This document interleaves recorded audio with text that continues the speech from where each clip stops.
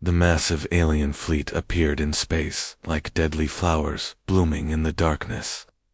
9,900 warships materialized from hyperspace at the edge of Earth's solar system, their hulls gleaming with strange metals that reflected starlight.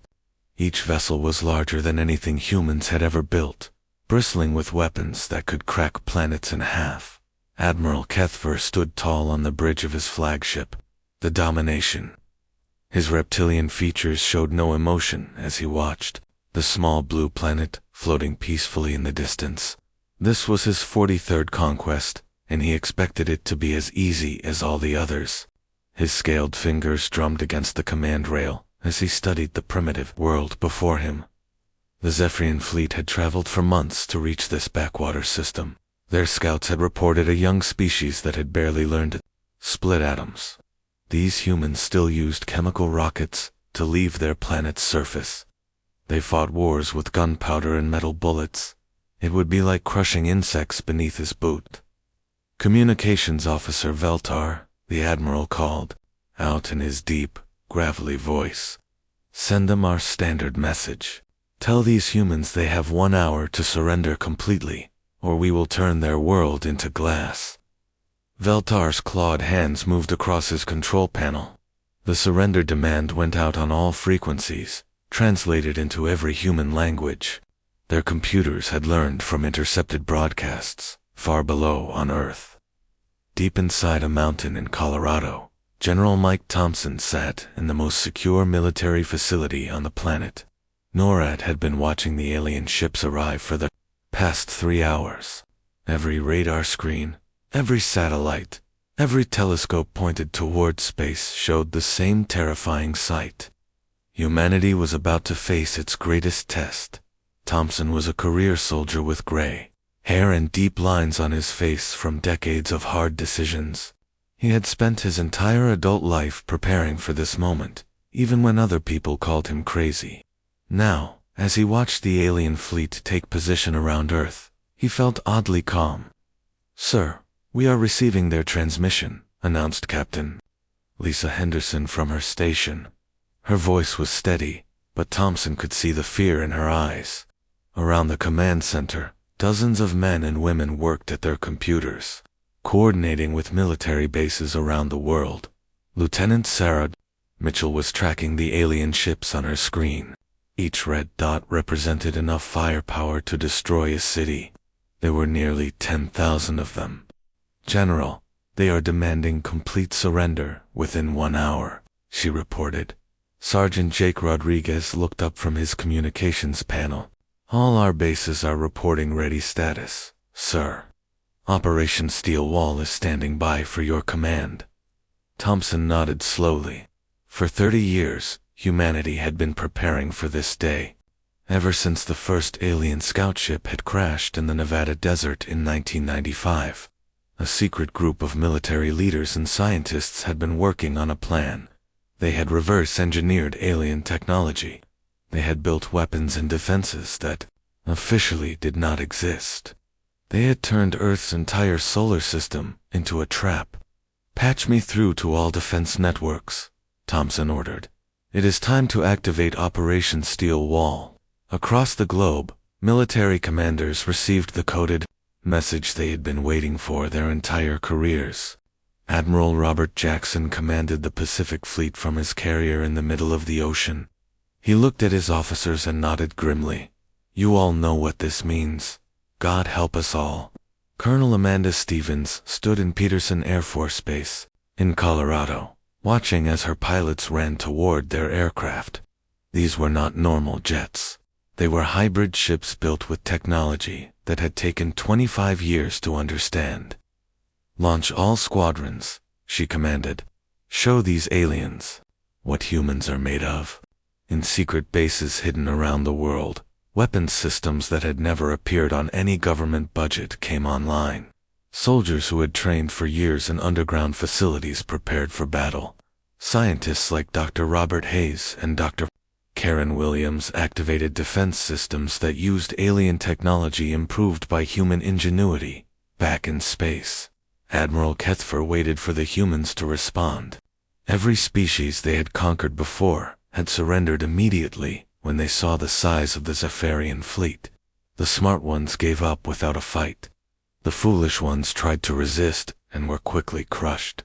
His tactical officer approached the command chair. "Admiral, we are detecting unusual energy readings from the planet's surface." Kethfer waved a dismissive hand. "Probably their primitive power plants overloading from fear. Continue with the descent pattern." The first response from Earth came not in words, but in action. Hundreds of nuclear missiles launched from the planet's surface, streaking toward the outer edge of the alien fleet. The primitive weapons moved slowly compared to Zephyrian technology, but there were many of them. "Pathetic," Kethfer muttered, as he watched his point defense systems easily destroy every missile before they could reach his ships. The nuclear explosions lit up space like brief stars, but they accomplished nothing except to make the aliens more confident. "Begin the descent," the Admiral commanded. "Deploy landing forces to major population centers. This will be over within the hour." His officers hurried to carry out the orders, still believing this would be another easy victory. None of them realized that the nuclear missiles had not been meant to cause damage. They had been a signal telling every hidden human defense system that the battle for Earth's survival had finally begun. Admiral Kethfer had no idea how wrong he was about these humans, and how much he would regret underestimating them. The alien dropships cut through Earth's atmosphere like burning meteors, their heat shields glowing red as they descended toward major cities around the world. Each ship carried 200 Zephyrian soldiers armed with plasma weapons and energy shields. Admiral Kethfer had deployed them, expecting to find helpless civilians running in terror through the streets. Instead, the first dropship to land in Los Angeles found itself surrounded by United States Marines, who had been waiting in hidden positions for hours. Colonel David Martinez crouched behind an overturned car, his rifle aimed at the alien ship as its doors began to open. He had fought in 3 wars, but nothing had prepared him for this moment. "Remember your training," Martinez shouted to his men as the first alien soldiers emerged. "Aim for the joints in their armor. Keep moving. Make every shot count." The Zephyrians stepped out of their ship with confidence, expecting the primitive humans to flee at the sight of their advanced weapons. Instead, they walked into a carefully planned ambush. Hidden Marines opened fire from buildings, rooftops, and underground tunnels. The aliens' energy shields could stop most weapons, but the humans had learned to concentrate their fire and overwhelm the protective barriers. Martinez watched as one of his sergeants, Tom Bradley, led a squad in a flanking attack. The Marines moved like ghosts through the rubble, using the destroyed city landscape to their advantage. "Every second we buy them is worth 100 alien lives," Martinez yelled over the sound of gunfire and plasma ballasts. The colonel knew his men were buying time for something much bigger. Hidden in secret locations around the world, humanity's real defenses were powering up. This ground battle was just the beginning of a plan that had taken decades to prepare. In Washington, D.C., President Jennifer Walsh sat in a bunker 300 feet underground, surrounded by military advisors and computer screens showing battles raging across the globe. She was the first female president in American history, and now she faced the greatest crisis any leader had ever confronted. Her gray hair was pulled back tightly, and her blue eyes showed the weight of commanding humanity's survival. "General Thompson, are our hidden assets ready?" she asked through a secure video link to NORAD. Thompson's weathered face appeared on her screen. "All orbital platforms are standing by, Madam President. Admiral Johnson confirms the lunar bases are operational. We are ready to spring the trap." The president nodded grimly. For 30 years, the United States and its allies had been secretly building weapons that officially did not exist, using technology recovered from crashed alien scout ships. Human scientists and engineers had created defenses that the Zephyrians could never expect from a primitive world. High above Earth's atmosphere, Captain Mark Anderson floated in what appeared to be a piece of space junk. His orbital defense station had been disguised as debris from a satellite collision for over 10 years. Inside the fake wreckage, Anderson and his crew operated some of the most advanced weapons humanity had ever built. Lieutenant Brian Clark sat at his weapons control station, watching the alien fleet move into position. His fingers hovered over firing controls that could unleash plasma cannons reverse-engineered from alien technology. "Sir, the aliens are moving into optimal firing position," he reported calmly. Corporal Michelle Davis monitored the station's stealth systems from her console. Her job was to make sure their disguise held until the moment they revealed themselves. "All systems green, Captain. They still think we are space garbage." Anderson smiled grimly. He had been waiting for this moment for 8 years, ever since he had volunteered for the most secret mission in military history. Around Earth's orbit, dozens of similar stations waited for the signal to attack. The aliens had no idea they were flying into a trap. On the Zephyrian flagship, Admiral Kethfer grew more frustrated with each passing minute. His ground forces were taking heavy casualties in every city they attacked. These humans fought with a desperation and cleverness that defied everything he knew about military tactics. "Commander Zethro, why are these primitives so difficult to subdue?" he demanded of his tactical officer. The scaled alien's yellow eyes showed confusion as he studied the battle reports. "Unknown, Admiral. Their weapons are crude, but their tactics are unpredictable. They use their own destroyed buildings as cover. They attack from sewers and underground tunnels. They coordinate their movements in ways that suggest advanced planning." Kethfer's clawed hands gripped his command chair. In 42 previous conquests, ground resistance had collapsed within hours. These humans had been fighting for 6 hours and seemed to be getting stronger, not weaker. His casualties were mounting faster than any previous campaign. What the Zephyrians did not know was that humanity had been studying their kind for decades, ever since 1995, when the first alien scout ship had been shot down over Nevada.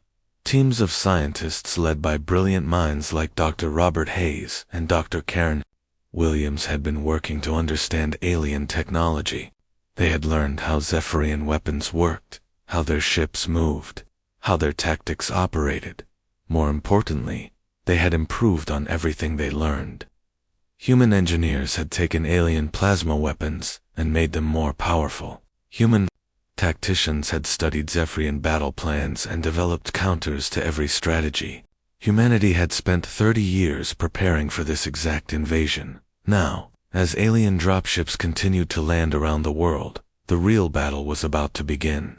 The ground fighting was just a distraction, designed to pull the alien fleet into perfect position for the trap humanity had spent 3 decades building. The moment General Thompson spoke, the code words, "Execute, Steel Wall," everything changed in the space around Earth.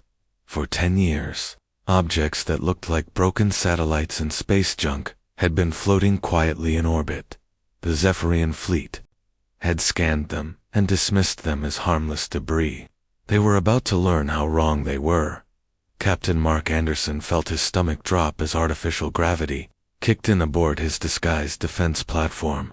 For 8 years, he and his crew had lived in this fake piece of space wreckage, maintaining complete radio silence and pretending to be dead metal drifting in the void.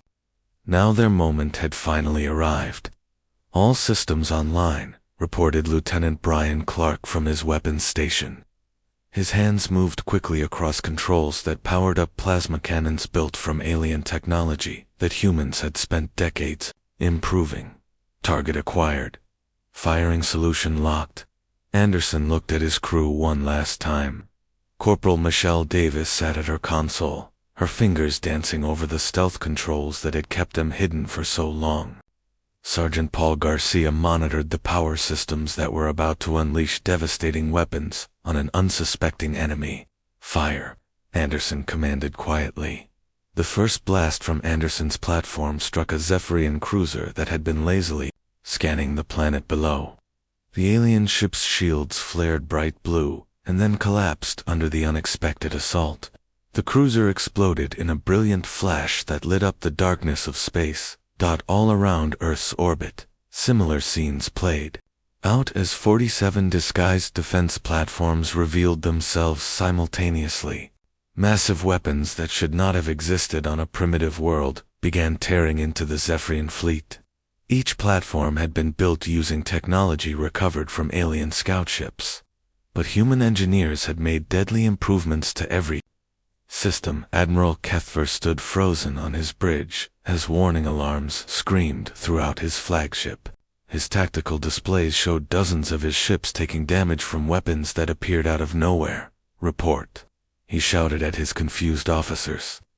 "Admiral, we are detecting massive energy signatures from objects we catalogued as space debris," stammered his sensor operator.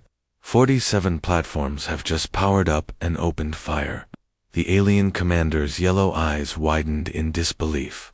These primitive humans had somehow hidden a fleet of weapon platforms right under his nose. How was such deception possible from a species that barely knew how to leave their own planet? The real shock came when humanity's actual space fleet revealed itself. The USS Enterprise, Earth's first true starship, emerged from behind the moon, with a battle group of 12 other vessels. Admiral Robert Chen stood on the bridge of the massive carrier, watching as his fighter squadrons prepared to launch. The Enterprise was humanity's greatest achievement. Built in secret lunar shipyards, using a combination of human engineering and alien technology. It was larger than most Zephyrian cruisers and carried weapons that packed more punch than anything the aliens had faced before. "Launch all fighters," Chen commanded. "Show these invaders what humans can do when we fight for our home." "Commander." Tom Bradley led Phoenix Squadron as they streaked out of the Enterprise's launch bays. His fighter was sleek and fast, powered by engines that used alien technology improved by human innovation. Behind him flew 11 other pilots who had trained, for years in secret, for this exact mission. "Phoenix Squadron, this is Bradley," the veteran pilot called out as he dove his fighter between two alien cruisers. "Remember, every ship we take down saves 1,000 lives planetside. Make them count," Lieutenant Colonel Jessica Wright commanded. Eagle Squadron from her own fighter, leading a strike against a cluster of Zephyrian destroyers. Her pilots moved with precision and deadly purpose, hitting the aliens where their defenses were weakest. The Zephyrian fleet found itself caught in a crossfire between the orbital platforms and the human space fleet. Ships that had conquered dozens of worlds suddenly discovered they were outgunned by weapons they never expected to face. Their formations began to break apart as captains tried desperately to respond to threats coming from multiple directions. Colonel Amanda Stevens watched the battle unfold from Peterson Air Force Base, coordinating the attack from her underground command center. Banks of computers showed her the positions of every human and alien ship in real time. "General Thompson, Phase 1 is complete," she reported with satisfaction.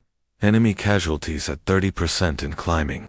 Admiral Kethver watched in growing horror as his mighty fleet began to crumble around him. These humans fought with a savage determination that defied every tactical model his species had developed.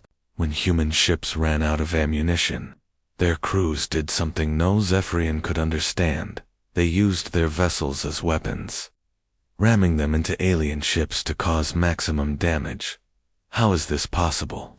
Kethver gasped as he watched another of his dreadnoughts explode under concentrated human fire. These are supposed to be primitives. The most shocking moment came when Commander John Miller of the destroyer, USS Defender, found himself surrounded by 3 alien cruisers. His ship was badly damaged and his weapons were offline, but Miller saw an opportunity to strike a devastating blow against the enemy. "All hands, abandon ship," Miller announced calmly to his crew. "It has been an honor serving with you all." Miller manually steered his dying ship directly into the escort vessel protecting the alien flagship. The collision destroyed both ships in a massive explosion that shook Kethver's command vessel and knocked out half its defensive systems. Miller's final transmission echoed across the human fleet, for Earth, for humanity. The tide of battle was turning in humanity's favor, but the bloodiest fighting was yet to come. As the battle around Earth intensified, Admiral Cuthbert received reports that made his blood run cold. Human ships were appearing from locations throughout the solar system that his scouts had declared empty and lifeless. What the Zep had believed was a primitive world with a few crude satellites was revealing itself to be something far more dangerous. The first shock came when massive defense installations on the moon suddenly powered up and began firing. Captain Rebecca Torres commanded Armstrong Station, a fortress built deep inside a lunar crater and hidden from alien scanners for over 15 years. Her crew had been living in complete isolation, waiting for this moment to reveal themselves. Target those command ships, Torres ordered Lieutenant Paul Garcia, who sat at the controls of the station's main railgun battery. These weapons fired solid metal projectiles at incredible speeds, capable of punching through alien armor like paper, cut off their coordination, and watch their formations fall apart. Garcia's hands moved steadily across his controls as he locked onto a Zephyrian command cruiser. The railgun fired with a sound like thunder, sending a tungsten rod the size of a telephone pole racing through space at 20% the speed of light. The alien ship's shields meant nothing against such a kinetic impact. The cruiser cracked in half and exploded, taking its command crew and tactical computers with it. But the lunar base was not alone. Similar installations revealed themselves. On Mars, where Colonel Mike Williams had been commanding a secret outpost for 8 years. The red planet's lower gravity allowed his weapons to fire projectiles with even greater velocity, and his crews had been practicing their targeting for years, using asteroids as moving targets. Even more surprising were the weapons platforms hidden throughout the asteroid belt. Major Sandra Davis commanded a network of automated defense systems that had been disguised as mining equipment for over a decade. These platforms could fire guided missiles that used fusion warheads to devastating effect. As these hidden forces joined the battle, the Zephyrians began to understand a terrible truth about humanity. Unlike every other species they had conquered, humans seemed to become more dangerous when faced with extinction. Other races would surrender when defeat seemed certain, but humans fought harder. Major Danny Foster exemplified this human trait as he led Reaper Squadron in what everyone knew was a suicide mission. His 12 fighters were loaded with experimental fusion bombs instead of normal weapons. Their job was to penetrate the alien formation and detonate these devices at close range. "This is Reaper Squadron," Foster transmitted as his fighters accelerated toward the heart of the Zephyrian fleet. "If we don't make it back, tell our families we made them count." Foster's squadron dove through a storm of alien plasma fire, their shields flaring and failing as they pushed deeper into enemy territory. One by one, his pilots were shot down, but each managed to detonate their fusion bombs before dying. The explosions created massive electromagnetic pulses that disabled alien ships and cleared paths for other human forces. Foster himself made it closest to the alien flagship before his fighter was finally overwhelmed. His last act was to detonate his fusion bomb just a few hundred meters from Admiral Cuthbert's command ship, knocking out most of its long-range sensors and communications arrays. Admiral Cuthbert stood on his damaged bridge, watching his invasion force crumble around him. Reports flooded in from across the solar system of human forces appearing where none should exist. His tactical officers, including Commander Valenix and Captain Zoralin, looked at their displays with growing horror. "Admiral, we have lost over 8,000 ships," reported Valenix, his scaled hands trembling as he read the casualty reports. "Human forces are attacking from the moon, Mars, the asteroid belt, and locations we never detected. Recommend immediate withdrawal." Cuthbert's yellow eyes blazed with fury and disbelief. In 43 conquests, he had never faced anything like this. Denied. He snarled at his cowering officers. "We cannot return home in defeat. The hegemony would execute us all for such failure." But the humans were not finished revealing their preparations. General Thompson activated the final phase of Operation Steel Wall from his command center deep inside NORAD, hidden throughout the outer solar system, was a network of kinetic weapons platforms that had been placed over 20 years of secret missions. Colonel Steve Roberts commanded the Jupiter installation, where massive magnetic accelerators had been built inside several of the planet's moons. Major Patricia Gonzalez controlled similar weapons near Saturn, disguised as research stations studying the planet's rings. These platforms could fire projectiles across vast distances with devastating accuracy. The final blow came from an unexpected source. Captain Andrew Young commanded the heavy cruiser USS Defiance, one of humanity's most powerful warships. He watched the battle unfold and realized that despite their losses, the aliens still had enough ships to potentially destroy Earth. If they chose to fight to the bitter end, Young saw an opportunity that could end the threat once and for all. Admiral Cuthbert's flagship was damaged, and its escorts were destroyed or disabled. If someone could eliminate the alien command structure, the remaining ships might flee rather than continue fighting. "All hands. This is the captain," Young announced over his ship's communication system. "I am ordering immediate evacuation. We are going to ram the alien flagship and end this war." His crew protested, but Young was determined. "All hands, abandon ship," he ordered calmly, as his officers reluctantly made their way to the escape pods. "It has been an honor serving with you all." Young manually piloted his ship toward Cuthbert's flagship, pushing the engines beyond their safety limits. Alien plasma fire scorched his hull, but the Defiance continued its deadly course. The explosion when the human cruiser impacted the Zephyrian command ship lit up space like a new star, destroying both vessels and taking most of the alien high command with them. Without their leadership, the remaining Zephyrian forces began to panic and retreat. The silence that followed the destruction of Admiral Cuthbert's flagship was unlike anything the surviving Zephyrians had ever experienced. For the first time in their military history, a Zephyrian invasion fleet had been completely destroyed by a species they had considered primitive. Of the 9,900 ships that had arrived with such confidence, only 53 badly damaged vessels remained operational enough to attempt escape. Commander Volinix found himself in command of the survivors after Captain Andrew Young's suicide attack had killed most of the alien leadership. His own ship, the Retribution, was missing half its hull plating and leaking atmosphere from dozens of holes. Around him, his bridge crew worked desperately to keep basic systems online while they prepared for the long journey home. "Status report," Volinix ordered, his voice barely above a whisper. The battle had lasted 18 hours, and every minute had brought fresh horrors that challenged everything he thought he knew about warfare. 47 ships are capable of hyperspace travel, reported his tactical officer, whose hands shook as he read the data. 6 more are too damaged to leave the system. They are requesting permission to surrender to the humans.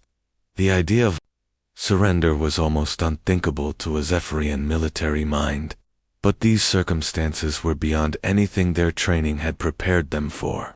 Volinix nodded slowly. "Grant permission.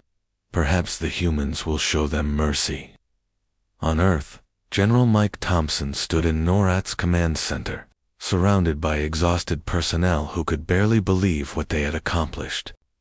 The main screen showed a tactical display of the solar system, with thousands of red dots marking destroyed alien ships, and only a handful of yellow dots representing the few survivors limping away. Toward deep space. Captain Lisa Henderson approached, with the final casualty report, her voice filled with quiet satisfaction mixed with the weight of what humanity had been forced to do. "Sir, confirmed alien vessels destroyed, 9,840, escaped 53. 6 more have requested permission to surrender." Thompson nodded grimly. The numbers were almost impossible to believe.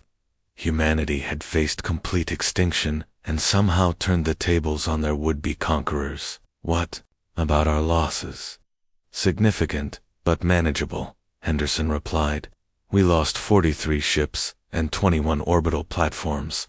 Total personnel casualties are estimated at 12,000. It could have been much worse.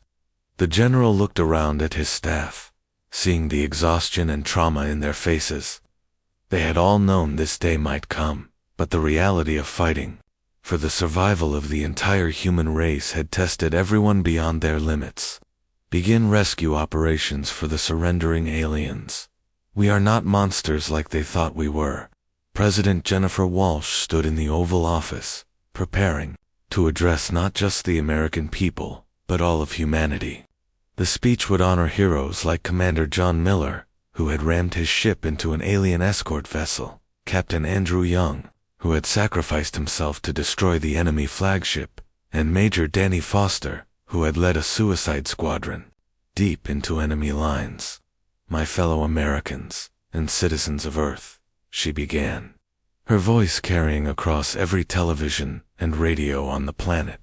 Today we faced the greatest threat in human history, and we prevailed not through hatred or aggression, but through courage, sacrifice, and our refusal to surrender our freedom. In the wreckage-filled space around Earth, Admiral Robert Chen stood on the bridge of the USS Enterprise, looking out at a debris field that stretched for millions of miles. Pieces of alien ships mixed with fragments of human vessels, creating a monument to the fiercest battle ever fought in the solar system. Colonel Amanda Stevens joined him at the viewing window, her uniform torn and stained from 18 hours of coordinating the defense. Admiral, what do you think will happen now? Will more of them come? Chen was quiet for a long moment, watching as human rescue ships moved among the wreckage, searching for survivors from both sides. I don't think so. Amanda, word of this will spread? They came here expecting easy prey and found wolves instead. The few surviving Zephyrian ships made their way slowly toward the edge of the solar system, their crews struggling to comprehend what they had witnessed. These humans had turned their entire solar system into a weapon, hiding defenses on every world and in every asteroid belt. They had fought with a determination that bordered on madness, using their own ships as missiles when their weapons failed.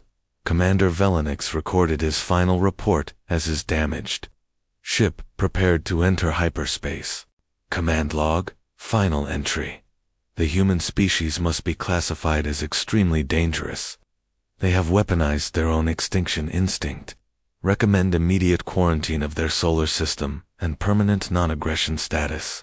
Dr. Robert Hayes and his team of scientists were already at work analyzing captured alien technology, looking for ways to improve Earth's defenses even further. General Thompson coordinated with world leaders to establish new protocols for planetary defense, ensuring that humanity would never again be caught unprepared. As the surviving Zephyrian ships disappeared into hyperspace, they carried with them a warning that would echo across the galaxy for generations. The humans of Earth were not a species to be conquered or threatened. They were a people who had turned the concept of defeat into a foreign idea, who fought not just to win but as if surrender was simply not part of their nature. The tale of Earth's impossible victory spread throughout the stars, told by the few who lived to tell it.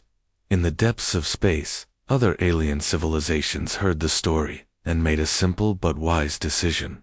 Earth would be left alone. Humanity had earned its place among the stars, not through conquest, but through their refusal to be conquered. The galaxy had learned that there are some species that should never be cornered, never be threatened, and never be underestimated. Humanity was one of them.